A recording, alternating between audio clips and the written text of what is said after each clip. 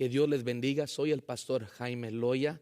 He sido pastor yo del Centro Cristiano Internacional del Valle en la ciudad de San Benito, aquí en los Estados Unidos, el estado de Texas. Estoy casado, tengo una linda esposa, se llama Rosa María, y también tengo 4 hijos. Para mí es un placer estar con ustedes este día.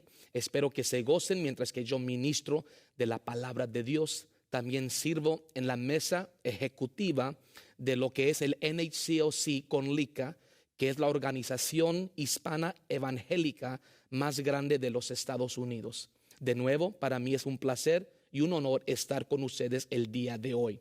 En este día nosotros estaremos hablando del tema de las finanzas. Las finanzas para mí como un pastor es un tema muy importante, porque no tan solamente se aplica a la vida de uno, sino también nosotros tenemos que hablar de las finanzas con la congregación. Y yo sé que en muchas ocasiones lo que es las finanzas es un tema muy delicado, porque tampoco queremos ofender a la gente, ni que la gente piense que a nosotros nos interesa el dinero.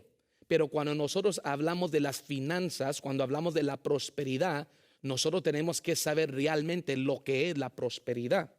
Cuando nosotros estudiamos la Biblia, nos vamos a dar cuenta que hay más de 500 escrituras que hablan de la oración. También podemos ver nosotros las escrituras de fe. Hay más de 500 escrituras que hablan de la fe. Pero cuando hablamos de las posesiones, cuando hablamos del dinero, las finanzas, yo he visto aquí en la Biblia que hay más de 2000 escrituras que hablan de ese tema. Así que nosotros podemos ver que es algo muy importante lo que tiene que decir la Biblia en cuanto a las finanzas. Pero primeramente yo quiero definir lo que es la prosperidad, porque mucha gente piensa que la prosperidad es tan solo tener dinero. Y yo no creo que el dinero define realmente lo que es prosperidad, porque nosotros sabemos que uno puede tener mucho dinero y a la misma vez tener escasez o no tener lo suficiente en otra área de su vida. Estar batallando, por decir. Aquí en la tercera carta a Juan, el verso 2 dice: amado, yo deseo que tú seas prosperado en todas las cosas y que tengas salud, así como prospera tu alma.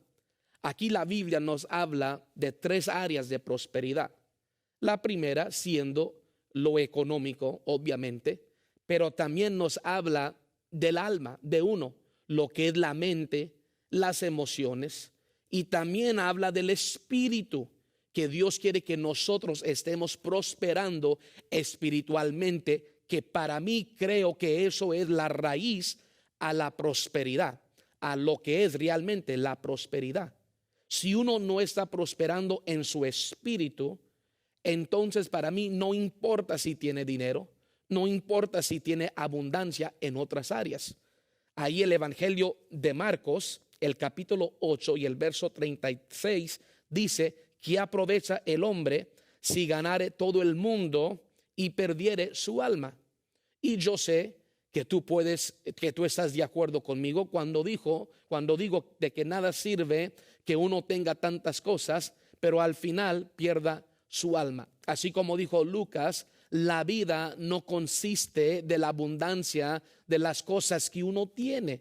Si uno no tiene una relación con Dios, si uno no tiene el perdón, si uno no tiene la salvación, entonces realmente no tiene nada.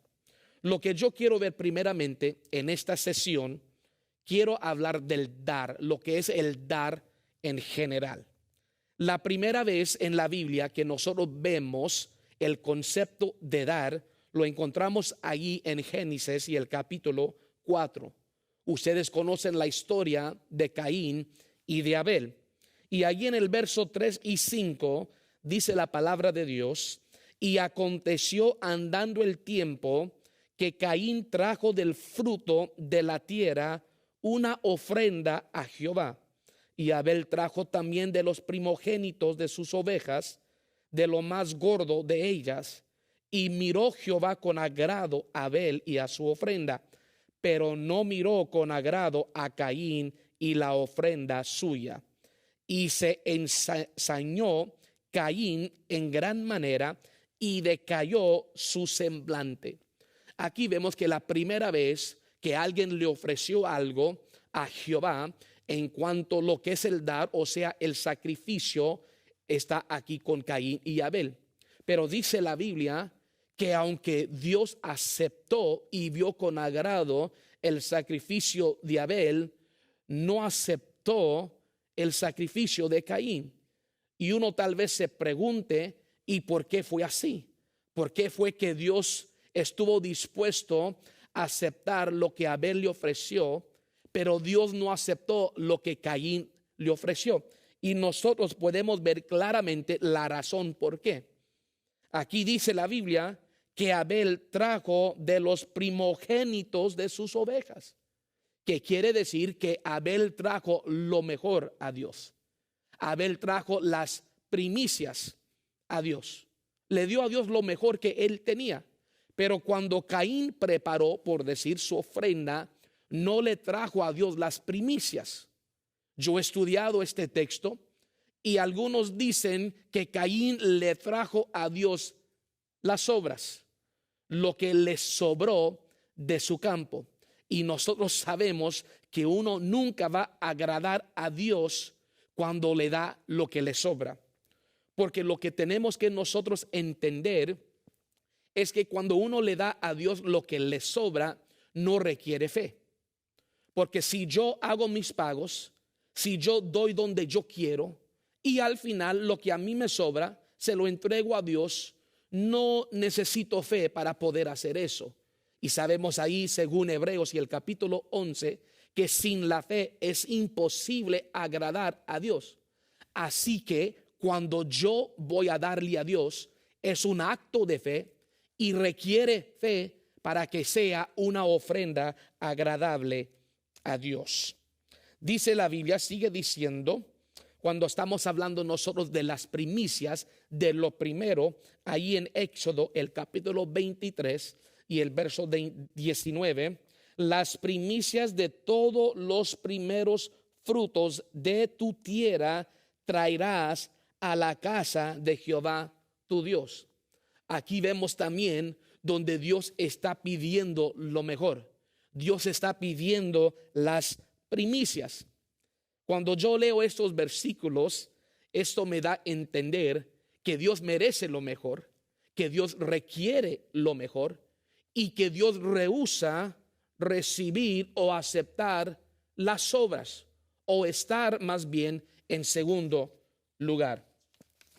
En el Nuevo Testamento, ahí en Mateo el capítulo 6 y el verso 33, la Biblia dice, mas buscar primeramente el reino de Dios y su justicia, y todas estas cosas os serán añadidas. ¿De qué está hablando la Biblia?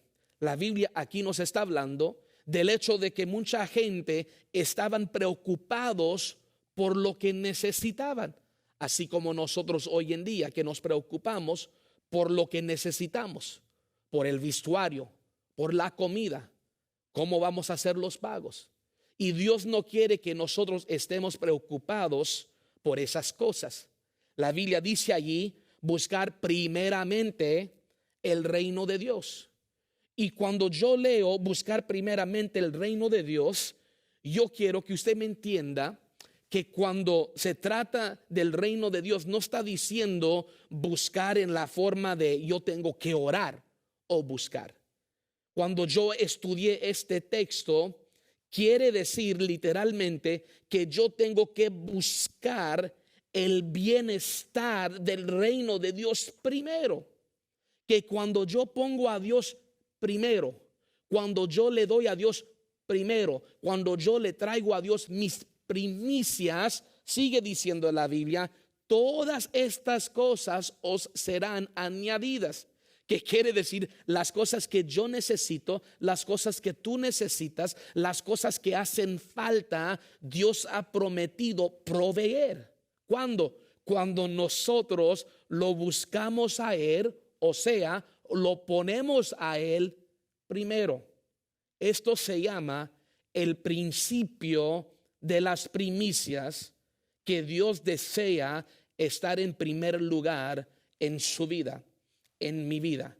y Dios no acepta el segundo lugar. Así que nuestro deber es poner a Dios en primer lugar, buscar primeramente el reino de Dios, buscar primeramente el bienestar del reino de Dios. Y Dios dice, cuando nosotros hacemos eso, Él se va a encargar de lo demás. Sigue diciendo el libro de Proverbios, el capítulo 3, el verso 9 y 10, honra a Jehová con tus bienes. Yo quiero que usted subraye esa palabra. Honra a Jehová con tus bienes. Porque quiero que entienda que cuando nosotros le damos a Dios es una forma de honra.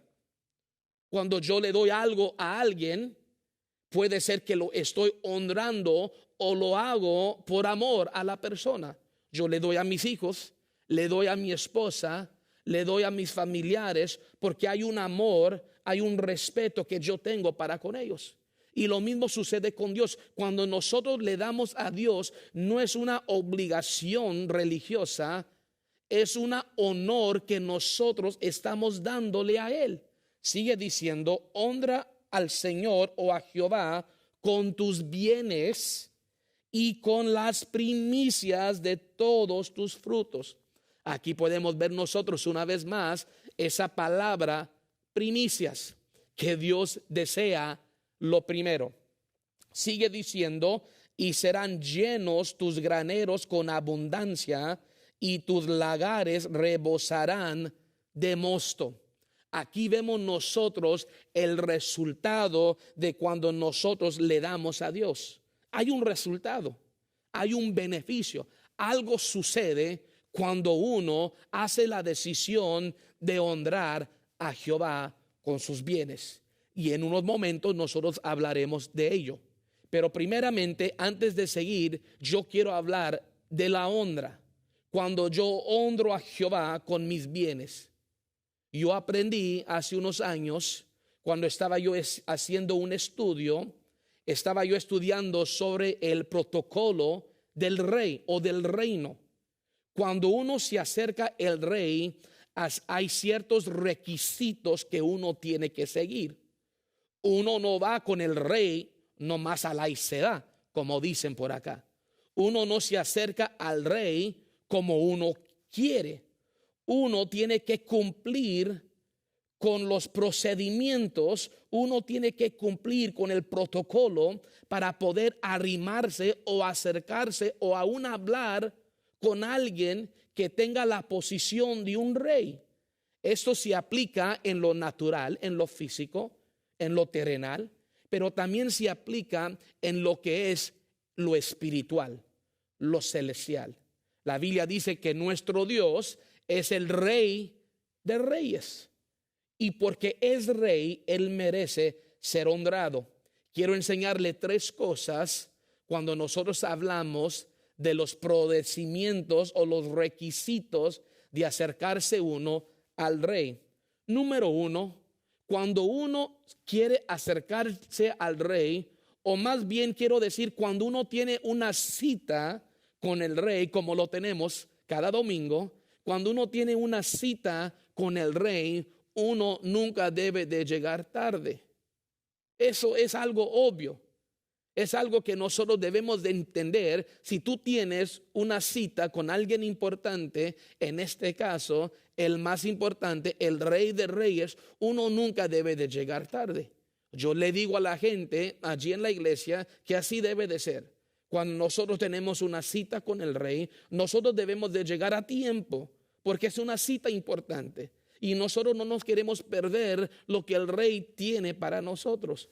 Número 2, cuando uno está en la presencia del Rey, uno tampoco se debe de ir temprano, que también es un costumbre que muchos tienen, que se quieren ir aún antes de que termine el culto, antes de que se termine el servicio.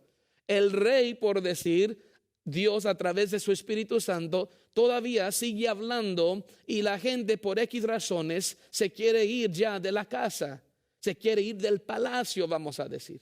Y nosotros tenemos que entender que cuando el Rey está hablando, cuando nosotros estamos en la presencia del Rey, Es una falta de respeto salir de su presencia mientras que el rey esté presente. Pero en tercer lugar, la Biblia también nos enseña algo, y esto también es uno de los requisitos, por decir, que uno debe de mantener y cumplir estando en la presencia de un rey. Uno nunca debe de acercarse al rey con sus manos vacías. Esto es algo que para mí es tan importante, algo que yo mismo he practicado. Pero escúchame de nuevo. Número 3. Nunca se debe de acercar al rey con las manos vacías. En Éxodo el capítulo 34 y el verso 20, Dios dijo: y ninguno se presentará delante de mí con las manos vacías. Eso es algo importante, eso es algo que nosotros tenemos que entender, que uno nunca debe de tener las manos vacías. Cuando uno va delante del rey y tiene el privilegio de estar en su presencia, uno honra al rey con un regalo, o sea, una ofrenda. Una ofrenda. Cuando yo he tenido, por ejemplo, cuando yo he tenido en mi vida personal la oportunidad de conocer o de juntarme, encontrarme con un hombre o una mujer que para mí es alguien importante, yo siempre he practicado esta ley. Yo siempre he practicado este principio, porque yo quiero que esa persona sepa que yo quiero honrar el tiempo que ellos me han concedido. Así que cuando yo vengo con ellos o yo me presento delante de ellos, siempre tengo un regalito. Siempre tengo algo para honrar el hecho que ellos han tomado de su tiempo para pasar conmigo. Y así es también con Dios.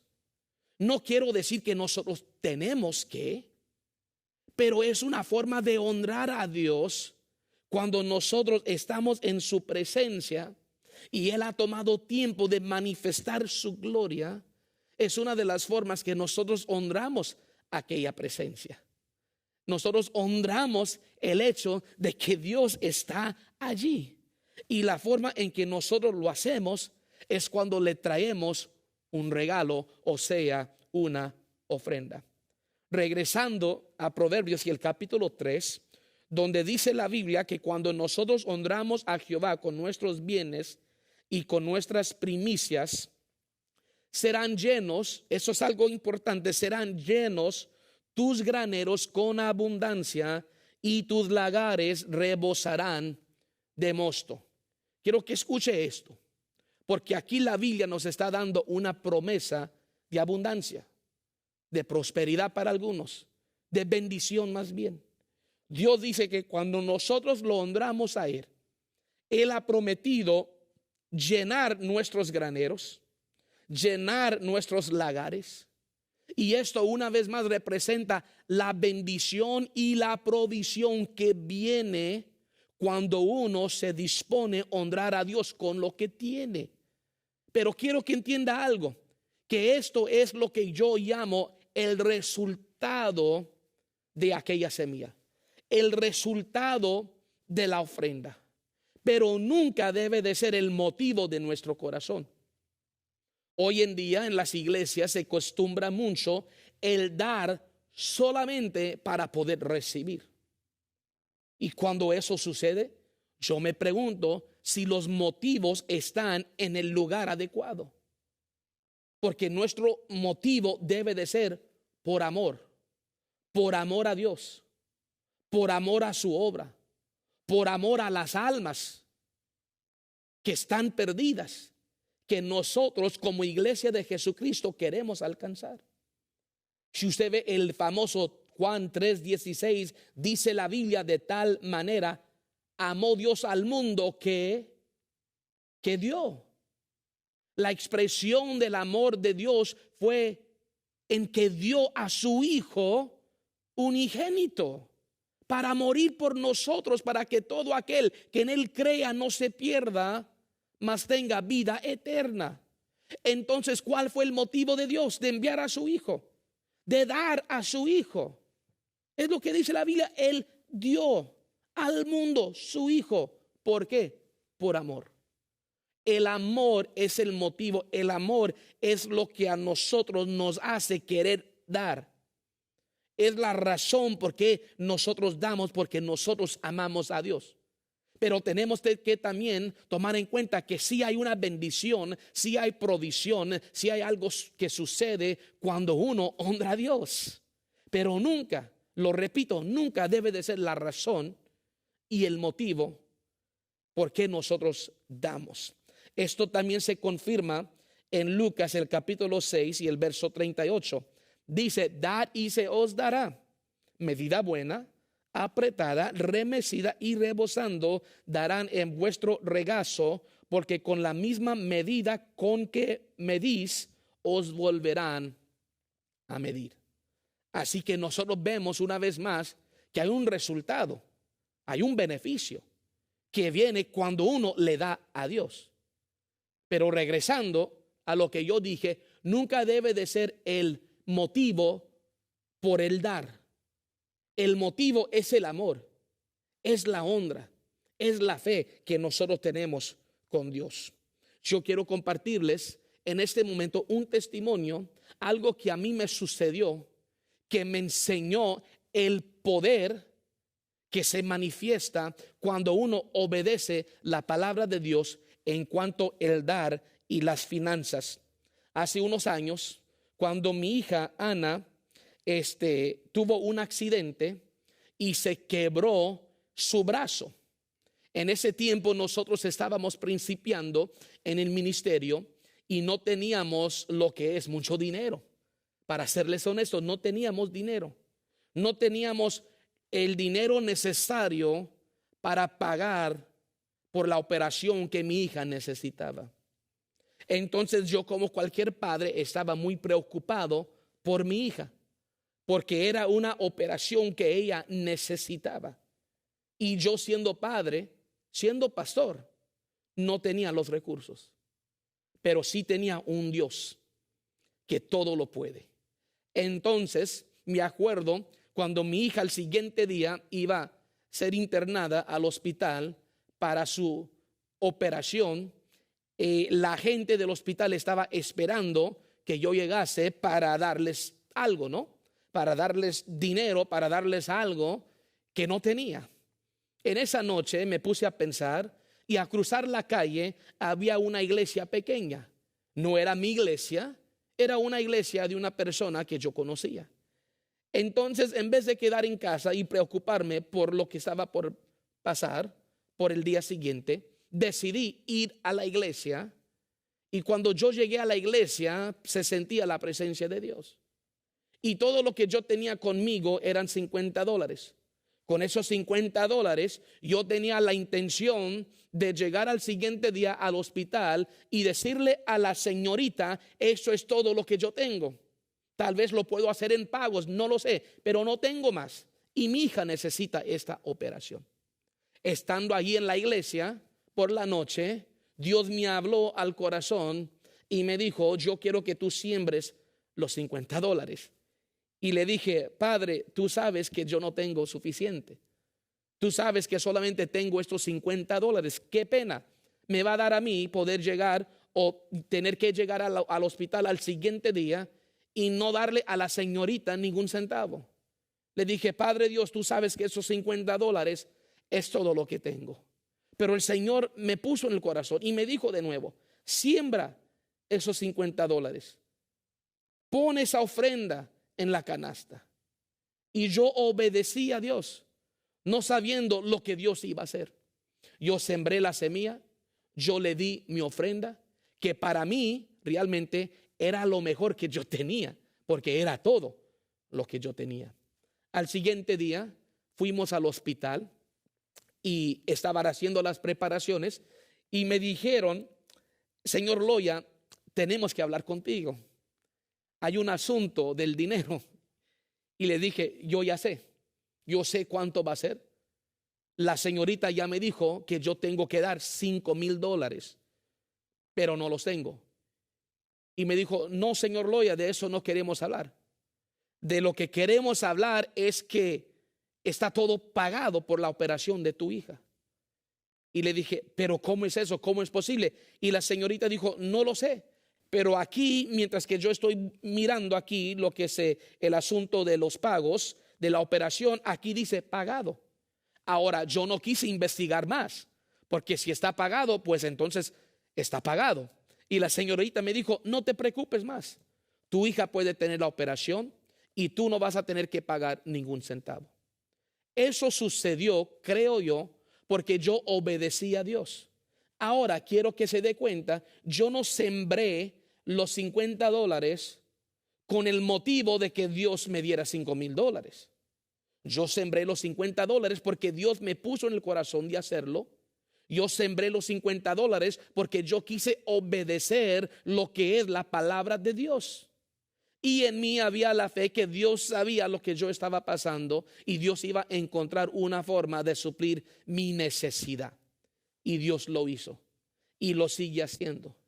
Y por eso cuando nosotros hablamos de lo que es el dar, nosotros tenemos que saber que es algo tan importante que nosotros tenemos que practicar. Nosotros como pastores, nosotros como iglesias, nosotros como individuos, debemos de practicar lo que es el principio de la siembra y también de la cosecha. Lo que habla la Biblia acerca del dar y también del recibir. Yo quiero terminar, pero quiero una vez más concluir hablándoles de lo que ya hemos repasado. Que cuando nosotros hablamos del dar, es algo que sí desata la bendición de Dios, pero es algo que nosotros hacemos para honrar a Dios, para adorar a Dios. Y también quiero que tomes en cuenta, porque en unos momentos, en la siguiente sesión tal vez, nosotros veremos esto, que cuando Abel y Caín le entregaron a Dios su ofrenda, eso fue casi más de 2000 años antes de lo que era la ley. Porque yo no quiero que nadie piense que cuando nosotros hablamos del dar, que solamente es parte de una ley que nosotros tenemos que cumplir, que es parte de una ley que nosotros tenemos que hacer. Porque Dios no quiere nuestro amor, Dios no quiere lo que nosotros damos solamente por obligación. Lo que Dios quiere es que nosotros demos como cada uno de nosotros hemos propuesto, usted ya sabe, en nuestro corazón. ¿Por qué? Porque Dios ama el dador alegre. Y el que hace las cosas por obligación, el que hace las cosas a la fuerza, no lo hace con alegría. Pero cuando nosotros damos y entendemos el principio de las primicias, entendemos el poder de dar, entonces nosotros podemos hacerlo con fe y con alegría. También hemos entendido que cuando yo me acerco al rey, yo tengo que hacer ciertas cosas. ¿Para qué? Para honrar ese rey, para honrar y vamos a decir, para agradecer, sería la palabra, para agradecer el hecho de que el rey está pasando tiempo conmigo. Entonces no me cuesta darle a él algo, porque él todo me lo dio. También entendimos que cuando nosotros le damos a Dios, la razón principal es el amor. No es porque nosotros sabemos que vamos a recibir. No es porque nosotros sabemos que hay un beneficio cuando hablamos nosotros del dar. La razón por qué damos es porque hay un amor en nosotros que nos hace querer dar. Yo siempre le digo a la iglesia donde yo pastoreo, nosotros no tenemos que dar, se nos da la oportunidad de dar. Y para mí es un privilegio y es un honor darle a Dios. Yo quiero hacer una oración por todos aquellos que nos están viendo, porque yo creo que Dios quiere cultivar en nosotros un corazón generoso, el mismo corazón que tiene Dios de dar, que estuvo dispuesto a aún dar su hijo. Es el mismo corazón que Él quiere desarrollar en nosotros, un corazón generoso, un corazón que está dispuesto de dar. Así que yo quiero orar por todas las personas que nos están viendo, las personas que nos están escuchando, porque yo creo que Dios quiere hacer algo en su vida. Creo que Dios quiere desatar algo en su vida. Y yo sé que el reino de Dios necesita el apoyo de su pueblo para avanzar. Así que incline su cabeza y cierre sus ojos. Y permítame hacer una oración por ustedes. Padre Celestial, en el nombre de Jesús, te doy gracias por las personas que nos están viendo, aquellos que nos están escuchando, que han recibido esta palabra de las finanzas. Hemos entendido, Señor, que la prosperidad no se trata solamente del dinero, sino de mucho más. Nosotros queremos, Señor, esa unción, queremos esa actitud aún de querer dar, de sembrar, de ayudar, sabiendo que, Señor, tú amas al dador alegre y que tú lo bendices. Así que yo creo que la semilla de tu palabra en este momento está penetrando el corazón de las personas y ellos jamás serán los mismos. Amén. En el nombre de Jesús. Amén. Ok, vamos a continuar en la siguiente sesión. Solamente quiero decirles que estaremos hablando nosotros de lo que es el diezmo. Hay mucha gente que tiene preguntas de lo que es el diezmo. Y hay mucho que dice la Biblia acerca del diezmo. Así que no queremos que se lo pierda. Queremos que esté atento, porque vamos a ver, en esta sesión vimos nosotros lo que es la ofrenda.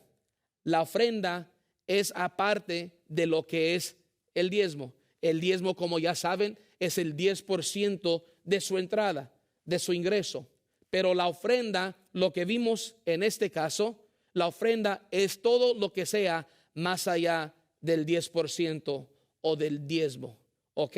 So, una vez más, en la siguiente sesión nosotros estaremos viendo lo que es el diezmo, por qué diezmamos, lo que sucede cuando uno diezma, por qué es que nosotros debemos diezmar y todo lo que tiene que decir la Biblia acerca del diezmo. Para mí ha sido un placer estar con ustedes una vez más. Soy el pastor Jaime Loya. Hasta la próxima sesión. Que Dios los guarde y los bendiga.